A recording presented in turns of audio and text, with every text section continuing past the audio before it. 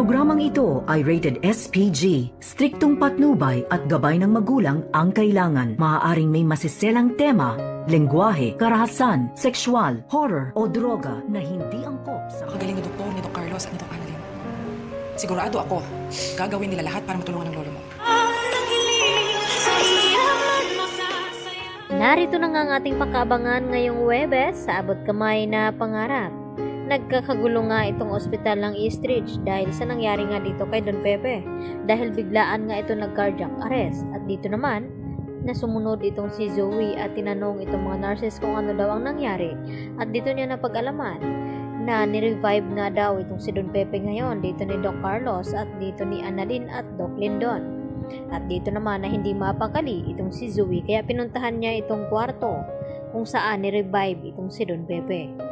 At dahil dito, naabutan ni Zoe na umiiyak na nga itong si Annalyn habang tinitingnan ang ginagawang pag-revive dito ni Doc Carlos at ni Doc Lindon dito nga kay Don Pepe. Kaya agad naman na umalis itong si Zoe dahil hindi niya kayang tingnan itong kanyang lolo Pepe. At diretso na pumunta ito sa chapel ng ospital at dito naman na naabutan ni Dr. Enriquez itong si Zoe at nagtanong ito na kung ano daw ang ginagawa ni Zoe dito sa chapel. At sabi naman ni Zoe dito kay Dr. Enriquez na nagpe-pray nga daw siya na sana maligtas daw itong kanyang lolo dahil nag-cardiac arrest nga daw ito. Subalit nagsisinungaling itong si Zoe dahil hindi iyon ang kanyang pinalangin. Nanalangin itong si Zoe na sana daw wag nang mabuhay itong si Don Pepe dahil kapag nagkataon, tiyak mabubulok sa kulungan itong si Zoe. At dito naman na sinabi ni Dr. Enriquez na wag daw mag-alala itong si Zoe dahil sa napakagaling daw na doktor itong si Doc Carlos at itong si Annalyn ay hindi daw nila pababayaan itong si Don Pepe na masawi. Samantala, dumating din itong si Doc RJ dito nga sa East Ridge at dito naabutan itong si Annalyn na umiiyak. At dito naman nanalangin itong si Annalyn na sana wag matuloy na mawala itong kanyang lolo dahil nang makausap niya nga ito ay naramdaman ni Annalyn na pinisil nga ni Don Pepe itong kanyang kamay. At dito naman na iniwan ni Annalyn itong si Carlos na mag-isa sa kwarto ni Don Pepe. At hindi pa natin alam kung ano ba talaga ang ginawa ni Carlos nang biglaan na magkaroon ng nag-cardiac arrest itong si Don Pepe. Dahil nung nag-uusap itong si Lynette at dito siyang Susan sa opisina at nandun ito si Carlos, ay dito naman na sinabi nga ni Lynette na sana raw ay magising na at magkamalay itong si Don Pepe nang sa ganon ay malaman daw nila kung sino ba talaga ang kumidnap dito kay Don Pepe at sino ang nagtulak nito at dapat na pagbabayarin daw ito at mabulok sa kulungan.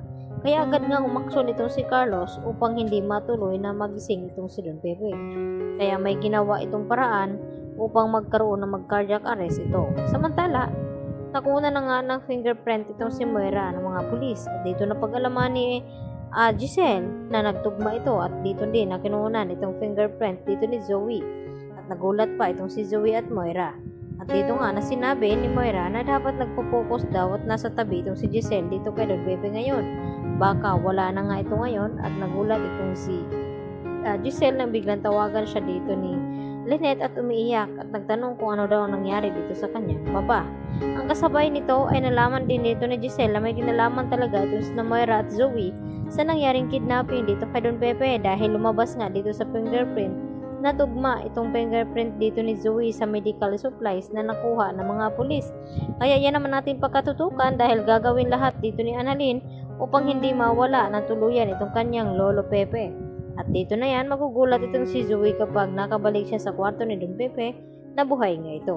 Magugulat ito na parang minumulto siya dito ni Don Pepe dahil sa kanyang ginawa na hindi natuloy na naitulak nga niya ito sa bangin at hanggang ngayon ay buhay pa nga itong si Don Pepe at masasabi na rin sa wakas na itong si Zoe ay isang impostor at hindi tunay na anak ni RJ at ang tunay na ama ay walang iba kundi itong si Carlos Benitez at pati itong si Annalyn ay magugulat sa kanyang malaman mula dito sa kanyang lolo Pepe.